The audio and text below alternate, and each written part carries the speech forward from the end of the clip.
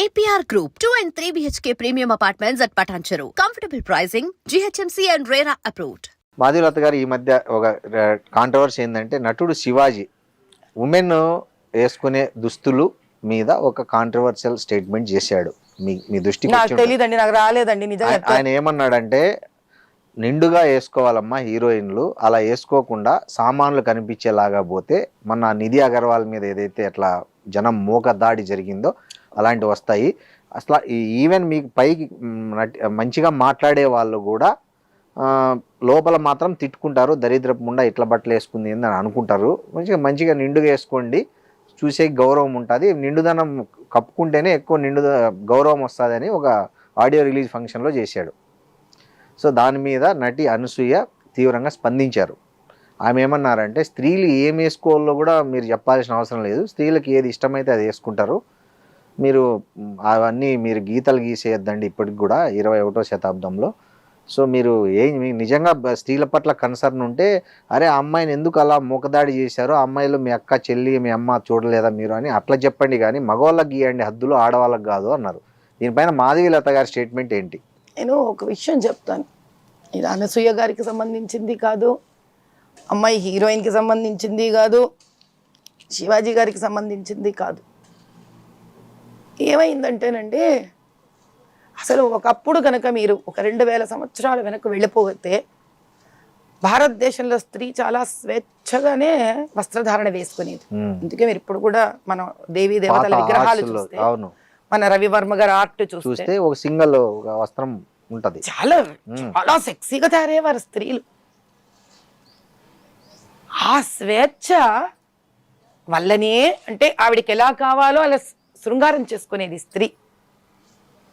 ఎన్నైనా ఆ స్వేచ్ఛ వల్ల ఆవిడంత స్వేచ్ఛగా ఆలోచించగలుగుతూ ఉండేది. అంటే దీనివల్ల అది వస్తుందా అంటే అలా ఉంటుందా ఉండదా అని కాదు, freedom is freedom end of the day. ఎన్నైనా కరెక్ట్.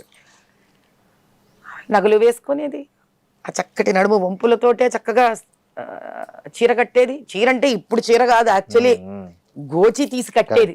అంటే మీకు ఆ నడుమంతా కాళ్ళతో సహా ఒక చక్కటి శిల్పంలాగా ఉండేది. కానీ మన దురదృష్టం, ఆవిడ చాలా తెలివైంది. ఆవిడ స్త్రీ, భారతదేశం స్త్రీ విపరీతమైన తెలివి. ఎందుకంటే ఆవిడ ఎవరు అణగ తొక్కలే ఏ పురుషుడు. అందుకే మనకి అమ్మవారు స్త్రీ, మీరు ఆయుధ పూజ స్త్రీ, చదువు స్త్రీ, డబ్బు స్త్రీ, కడావిడికి ఏడిస్తే కూడా జ్యేష్ఠాలక్ష్మి స్త్రీ, అక్కడ స్త్రీ, భూమి స్త్రీ. కాబట్టి అన్ని అమ్మవారు స్త్రీయే. మనకి ఏది మన జీవితంలో ఉండే లాభ నష్ట సుఖ దుఃఖం అందరూ స్త్రీలే మనకి. అంటే ఆవిడ లేదా జగత్తు లేదు అన్న ఒక భావన. భారతమాత స్త్రీ, మగవాడు మాత్రం ఆవిడ పంచన ఆవిడ నీడన ఉండి తన పని తాను చేసుకుంటూ స్త్రీకి సహాయంగా ఉంటూ సహకారంగా ఉంటూ ఒక నాణానికి 2 వైపుల్లాగా రాణించాం మనం. అందుకే భారతదేశాన్ని గోల్డెన్ బర్డ్ ఆ స్థాయికి ఎదిగిపోయాం. దీని మీద ప్రపంచానికంతా దృష్టి పడేంత ఎత్తుకు ఎదిగిపోయాం. ఇక్కడ ఒక రాత భారతదేశానికి. ఎందుకంటే ఇది స్త్రీ పురుషులు ఇద్దరూ తెలుసుకోవాల్సిన విషయం. ఇలా మేమే కొట్లాడుకున్నాం అనుకో, ఎక్కడికి దారితీస్తుంది ఆయన, ఇది ఎక్కడికి పోదు. ఈ విదేశీ ఆక్రమణలలో వాళ్ళు మీరు స్పానిష్లు అనండి, పోర్చుగీస్ అనండి, పర్షియన్స్ అనండి, మొఘల్స్ అనండి, ఎవడనండి, బ్రిటిషర్స్ అనండి, రాగానే వాడి కన్ను ముందు మన డబ్బు మీదో భూమి మీదో పడలే, మన స్త్రీ మీద పడింది. ఎందుకని? వాళ్ళ దేశాలలో ఈ వెధవలందరూ ఇప్పుడు ఆ శివాజీ గారు వాడిన దద్రభూతులంతా వాళ్ళకి చెందాలి నేను అనలేను కాబట్టి అటు పంపించండి. బైబిల్లో రాసింది మీకు అన్నిట్లో తల నుంచి కాళ్ళ వరకు బంధించేసి వాళ్ళని ఇలా అడగదొక్కి చంపేసి స్వేచ్ఛగా మన స్త్రీ మీద కన్ను పడింది. 1 సంవత్సరమా, 2 ఏళ్ళ, 3 ఏళ్ళ, ఈ 100ల సంవత్సరాలు ఈ స్త్రీని హింస పెట్టి నలిపి పారేశారు. ఈ ప్రయాణంలో భారతదేశంలో ఉన్న మగవాడు ఎవరు? ఆ తండ్రి, ఓ భర్త, ఓ అన్న, ఒక తమ్ముడు, ఒక కొడుకు. ఇన్నేళ్లలో వీళ్ళకి ఎక్కడో తెలియని భయం, కాపాడుకోలేమన్న పిరికితనం, బాధ, అంతే ప్రేమ. ఈ రోజు 21వ శతాబ్దం వల్ల మనం గొప్పవాళ్ళమో స్వేచ్ఛగా బట్టలు వేసుకోవాలో కాదు శ్రీనివాస్ గారు. 2000 సంవత్సరాల క్రితమే మనం స్వేచ్ఛా జీవులమండి.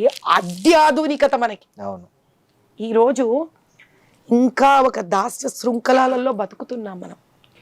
ఎంతసేపు బెంగ. ఆడపిల్ల ఇంటి నుంచి వెళితే ఇంటికి వస్తుందా రాదా, వస్తుందా రాదా, వస్తుందా రాదా.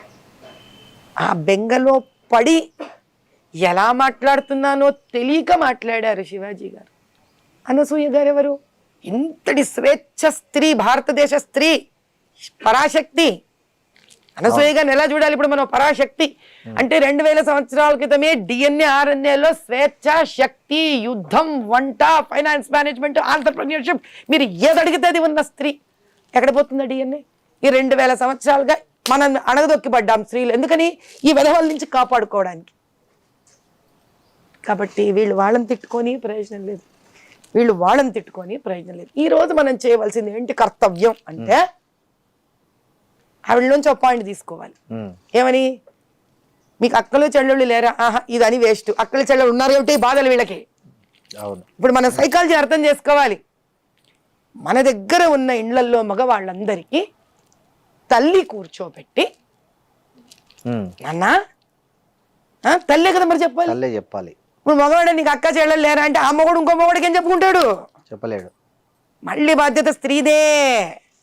తల్లి కూర్చోబెట్టి, నాన్న ఒకప్పుడు భారతదేశం ఇలా ఉండేదిరా, స్త్రీ స్వేచ్ఛాజీవిరా, ఆవిడలోని మాతృత్వాన్ని చూడాలిరా నువ్వు, సామాన్లు సరుకులు అనకూడదు నాన్న, అక్కడి నుంచేరా తల్లి నీకు పాలు ఇచ్చి పెంచి పెద్దదాన్ని చేస్తుంది తండ్రి. కాబట్టి నీ ప్రతి స్త్రీలో ఒక మాతృభావనని చూడగలుగురా నాన్న అని తాను గర్భం దాల్చినప్పటి నుంచి ముందు ఆ స్త్రీ తను ఇంకొక స్త్రీని గౌరవించగలగాలి. గర్భంలో నుంచి వస్తున్న శిశువులోని కణాలు తయారవుతాయి చూడండి, ఆ సందర్భం అప్పటి నుంచే స్త్రీ మీద భక్తి భావన. సనాతన హిందూ ధర్మంలో ఒక ప్రహ్లాదు లాంటి కొడుకు నాకు పుట్టాలని కోరుకోవాలి. స్త్రీ ఏమి ఇంకా పురుషుడేమి, ఈ సమాజానికి సమస్య తీరినట్టే కదా.